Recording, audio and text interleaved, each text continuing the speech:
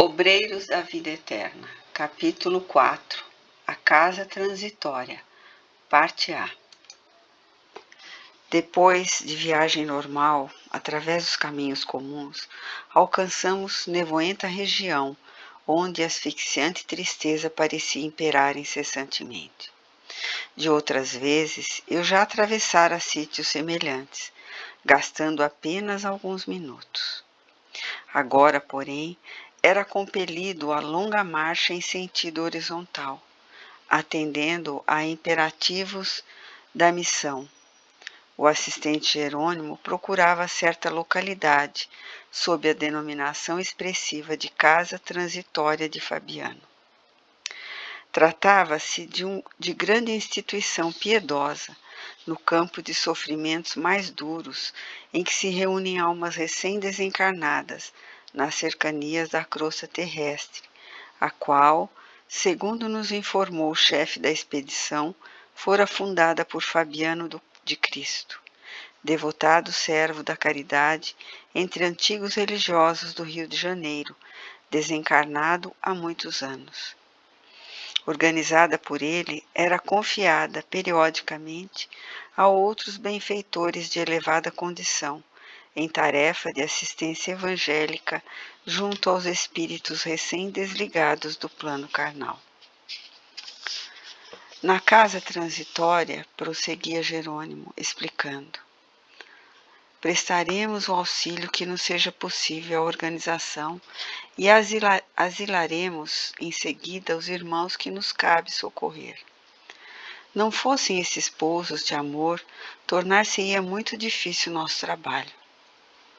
Raramente encontramos companheiros carnais em condições de atravessar semelhante zona. Imediatamente após a morte física, quase todos permanecem estonteados nos primeiros dias. Se entregues à própria sorte, seriam fatalmente agredidos pelas entidades perversas ou habilmente desviados por elas do bom caminho de restauração gradual das energias interiores. Daí a necessidade desses abrigos fraternais, em que almas heróicas e dedicadas ao sumo bem se consagram às santificadas tarefas de amparo e vigilância. Após breve pausa, concluiu. Além disso, teremos aí todo o equipamento necessário aos trabalhos que nos cumpre realizar. Curioso, guardei silêncio e esperei. Não se passou muito tempo, defrontava-nos casarão enorme, em plena sombra. Nada que evidenciasse preocupação artística e bom gosto na construção. Nem árvores, nem jardins em torno. A edificação baixa e simples mal se destacava no nevoeiro denso. Certo, percebendo-me a estranheza, Jerônimo esclareceu. O nome do Instituto, André, fala por si mesmo. Temos à frente a acolhedora casa de transição, destinada a socorros urgentes. Embora seu assombro natural é asilo móvel que atende segundo a circunstância do ambiente. Sofre permanentemente a cerco de espíritos desesperados e sofredores, condenados pela própria consciência e revolta e a dor. Suas defesas magnéticas exigem considerável número de servidores, e os amigos da piedade e da renunciação que aí atendem passam dia e noite ao lado do sofrimento. Todavia, o trabalho desta casa é dos mais dignos e edificantes. Neste edifício de benemerência cristã, centralizam-se numerosas expedições de irmãos leais ao bem que se dirigem à crosta planetária ou às esferas escuras, onde se debatem na dor seres angustiados e ignorantes, em trânsito prolongado nos abismos tenebrosos. Além disso, a casa transitória de Fabiano, à maneira de outras instituições salvadoras que representam verdadeiros templos de socorro nestas regiões, é também precioso ponto de ligação com as nossas cidades espirituais em zonas superiores. Nesse instante, antes que Jerônimo pudesse prosseguir nos esclarecimentos, atingimos as barreiras magnéticas, à distância de alguns metros do portão de acesso ao interior. Atendidos por trabalhadores vigilantes que, sem hesitação, nos ofereceram passagem, acionamos pequeno aparelho que nos ligou de pronto ao porteiro prestativo. Não decorreram muitos minutos e achamo-nos diante de figura respeitável. Não supunha que a instituição estivesse administrada por mãos sensíveis de mulher. A irmã Zenóbia, aparentando idade madura e aureolada de cabelos negros, proporcionava-nos informações vivas de sua energia e admirável capacidade de trabalho através dos olhos transbordantes de luz. Saudou-nos afável, sem despender muitas palavras, passando imediatamente ao assunto que a nossa presença sugeria. Fui avisada ontem, disse bondosa, de que a missão chegaria hoje e rejubilamos com isso. Ao seu dispor, exclamou-se Jerônimo com gentileza. Esse abrigo de amor e paz cooperará conosco, asilando-nos alguns tutelados convalescentes e, por nossa vez, desejamos ser úteis à casa de algum modo. Zenóbia envolveu-nos num sorriso de simpatia acolhedora e, após rápidos minutos de silêncio, considerou. Aceitamos o concurso. Reconheço a presença de um grupo harmonioso e, desde a semana finda, aguardava ensejo não só para beneficiar a coletividade sofredora de abismos próximos, senão também a fim de socorrer certo irmão nosso, muito infeliz. Trata-se de pessoa que me foi particularmente querida e que apenas agora foi encontrada em remota região de seres decaídos. Vencendo obstáculos, trouxemo-lo para a vizinhança da casa. Porém, o perigoso estado em que se encontra não nos autoriza a fornecer-lhe abrigo, e sim proteção indireta. Já estabelecemos medidas em favor da remoção desse infortunado amigo para a zona da crosta, onde será brevemente internado em reencarnação expiatória, com auxílio divino. Entretanto, precisarei pessoalmente da colaboração fraternal dos companheiros em benefício do transviado. Sem dúvida, atalhou Jerônimo, desvanecido. Teremos prazer. Designando a devota enfermeira que nos acompanhava, acrescentou. Em nossa companhia permanece a irmã Luciana, que não pode ser extremamente útil nesse caso particular, em virtude de suas adiantadas faculdades de clarividência. A diretora da casa transitória fixou um olhar sereno em nossa colaboradora, sorriu amável e prosseguiu. Bem lembrado, alguns irmãos, qual ocorre a esse a que me refiro, descem a tamanho embrutecimento moral que somente conseguem ouvir-nos a voz de modo imperfeito, e não lhe sendo possível identificar-nos pela visão, em face dos impedimentos vibratórios criados por eles mesmos, duvidam de nossa amizade e de nossos propósitos elevados de cooperação. No fato presente, o concurso de Luciana ser-me-á precioso. Não podia disfarçar o meu constrangimento ante aquele pormenor da conversação. Por que motivo a irmã Zenóbia, orientando instituição como aquela, necessitaria de nossa colaboração, mormente no capítulo da clarividência mencionada? Porventura não poderia também esquadrinhar os problemas de almas sofredoras e decaídas? Incapaz de soptar a interrogação, observei admirado. Oh, quer dizer que os benfeitores daqui não podem ver quanto desejam? Foi o assistente Jerônimo que veio ao meu encontro.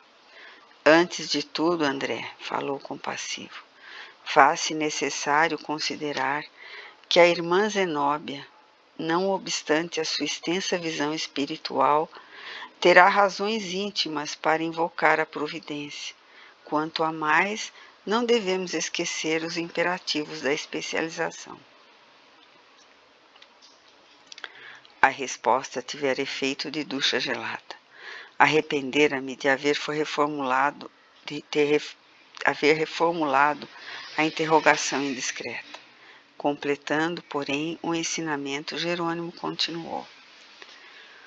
Senão, vejamos, o padre Hipólito consagra-se atualmente à interpretação das leis divinas no serviço educativo àqueles que as desconhecem, enquanto a irmã Zenóbia atende a sofredores em massa nessa casa de amor cristão. Claro que poderiam exercitar a clarividência, com benefícios generalizados para o próximo, mas com o prejuízo manifesto dos deveres imediatos. Isso não ocorre com Luciana, que pelo contato individual e intenso com os enfermos durante muitos anos consecutivos, especializou-se em penetrar-lhe no mundo mental, trazendo à tona suas ideias, ações passadas, projetos íntimos em atividade beneficente. Se entrássemos nós outros de improviso em relação com a sua clientela, veríamos alguma coisa, embora não tanto, a tão bem quanto pode ser observado por ela, em vista de suas dilatadas experiências. A seu turno, Luciana poderia de imediato interpretar os ensinamentos divinos e orientar esta casa de algum modo, mas não tanto e tão bem quanto o padre Hipólito e a irmã Zenóbia, considerando-lhe os vastos conhecimentos nesse sentido. Todas as aquisições espirituais exigem perseverança no estudo, na observação e no serviço aplicado. E devemos considerar que isso não infirma a necessidade de aprender sempre. O músico exímio poderá ser aprendiz incipiente da química, destacando-se mais tarde neste campo científico, como se verifica na arte dos sons. Não alcançará, todavia, a realização sem gastar tempo, esforço e boa vontade. Aliás, o próprio mestre assegurou que o homem encontrará aquilo que procura. Sorrindo de minha interrogação, que provocara ensinamentos tão rudimentares, concluiu: a busca de dons espirituais para a vida eterna não representa serviço igual à cata de objetos perdidos na crosta. Interveio a irmã Zenóbia, acrescentando fraternalmente: sim, não podemos edificar todas as qualidades nobres de uma só vez. Cada trabalhador fiel ao seu dever possui valor específico incontestável. A obra divina é infinita. Tornando ao primitivo rumo da conversa, prosseguiu. Quando dispomos de clarividentes nos serviços de socorro ao abismo, em circunstâncias favoráveis, conseguimos resultados de preciosa eficiência. Os servidores dessa natureza, porém, são poucos, em vista da multiplicidade das tarefas, e raros se dispõem a servir nas paisagens escuras da angústia infernal.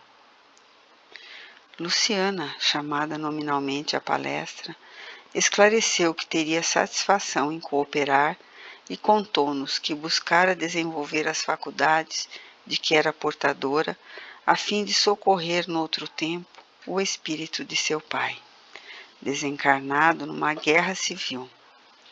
Tivera ele preponderância no movimento de insurreição pública e permanecia nas esferas inferiores, alucinados pelas paixões políticas.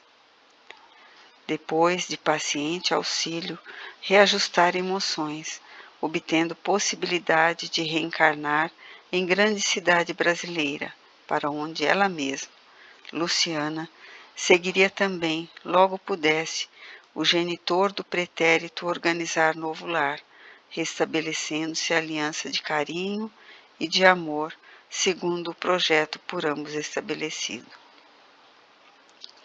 Zenóbia ouvia com atenção. Percebendo, talvez, que a palestra tendia para o campo do personalismo direto, em minutos para os quais, provavelmente, a diretora da casa teria outros compromissos, Jerônimo interferiu na conversação e dirigiu-se a ela atencioso.